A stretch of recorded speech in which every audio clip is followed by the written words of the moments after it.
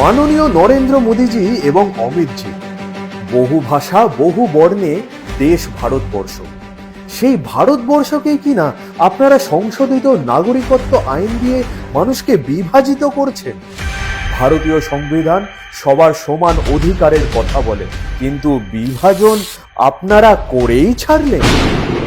এই যে বড় রঙ্গ, घुसपैठ को रोकने के लिए और कड़े कदम उठाने वाले हैं। आज मैं आप सबके सामने कहकर चाहता हूँ, सीए इस देश का कानून है, इसको कोई रोक नहीं सकता, सबको नागरिकता मिलती है। ঝুট ঝুট ঝুট, সবই মিথ্যে। আসামের এনআরসিতে 19 লক্ষ হিন্দু বাঙালির নাগরিকত্ব কেড়ে নিলেন আপনারা। এই বাঙালিরাই 71 সালের আগে শরণার্থী হিসেবে ভারতে আশ্রয় নিয়েছিল। আপনাদের ডিটেনশন ক্যাম্পে মোট বন্দির 85% হিন্দু বাঙালি। আপনাদের বিজেপি সরকারই ডি ভোটার অর্থাৎ সন্দেহজনক ভোটার নোটিশ দিল 71,000 বাঙালিকে, বিদেশি ঘোষণা করলো 37,000কে। এত বড় রঙ্গ। ডিটেনশন ক্যাম্পে বাঙালির মৃত্যু। অসমের শোনিতপুরের আলী সিংগার ঘটনা, মৃত 65 বছরের দুলাল পাল। आपकी माँ है वहाँ डिटेंशन सेंटर? माँ कब से है? 1 বছর। আপনাদের সরকার ক্ষমতায় এলে বাঙালিকে এরকমই উপহার দেবেন, বাঙালিরা বুঝে গেছে। डिटेंशन सेंटर के अफवाह सरासर झूठ है।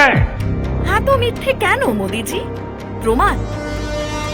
Kargil war veteran Mohammad Sanaullah, who remember was earlier declared a foreigner in the NRC list.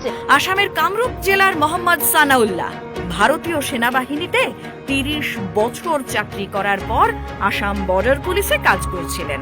তাকেই কিনা বিদেশি বলে বন্দি করে ডিটেনশন ক্যাম্পে পাঠিয়ে দিলেন আপনি। যে রুলসটা কালকে কেন্দ্রীয় সরকার ঘোষণা করেছে, আদৌ এটা বৈধ কিনা আমার সন্দেহ আছে, কোনো ক্ল্যারিটি নেই। আমাদের দাবি অত্যন্ত পরিষ্কার। আমরা মনে করি যারা এখানে রয়েছে, মতুয়া হোক, নমশূদ্র হোক, উদ্বাস্তু হোক, সবাই ভারতবর্ষের রাজবংশী হোক, সবাই ভারতবর্ষের নাগরিক। আমার যতটা অধিকার ভারতবর্ষের মাটির উপর রয়েছে, তাদের প্রত্যেকের ততটাই অধিকার ভারতবর্ষের মাটির উপর রয়েছে। একটা মানুষ যদি অধিকার পায় আমি খুশি হব, কিন্তু একটা মানুষ যদি বঞ্চিত হয় তার সামনে দাঁড়িয়ে আমি তাকে শেল্টার দেবো। বাংলা থেকে বিতাড়িত কাউকে আমি করতে দেব না। শুধু বাঙালিদের বঞ্চনা করেছেন তাই নয়, দলিত আদিবাসীদের সঙ্গেও ভণ্ডামি করেছেন মোদিজি। हमारी सरकार की योजनाओं से बड़ी संख्या में दलितों, पिछड़ों, शोषितों, वंचितों को लाभ हो रहा है। কিন্তু তারই রাজ্য উত্তরপ্রদেশ এবং মধ্যপ্রদেশ দলিত আদিবাসী নারীদের প্রতি অত্যাচারের প্রথম স্থান অধিকার করেছে। তারই দলের বিজেপির এক নেতা দলিত ব্যক্তির শরীরে প্রস্রাব করে দিয়েছেন। ছি মোদিজি, এত ঘৃণ্য হতে পারে বিজেপির শাসন? এদিকে রায়গঞ্জ মেন লাইন রেলপথে নতুন রেল ও রেলওয়ে স্টেশনের ওপর ওভারব্রিজ স্থানীয় মানুষদের অনেক দিনের দাবি। তাদের আরো দাবি রায়গঞ্জ থেকে বিহারের বারসাই পর্যন্ত রাস্তার উন্নতি। আপনারই দলের সাংসদ দেবশ্রী চৌধুরী বা আপনার বিজেপি সরকার এখনো পর্যন্ত এ দাবি পূরণ করেননি। রায়গঞ্জে এইমস হসপিটালের প্রতিশ্রুতি দিয়েও আপনি রাখেননি। এ তো বড় রঙ্গ মোদিজি। আরো রঙ্গ দেখুন, আপনার দলের সাংসদ দেবশ্রী চৌধুরী এবং তার সঙ্গীরা রায়গঞ্জের বিডিওকে হেনস্থা করে হাসপাতালে পাঠালেন।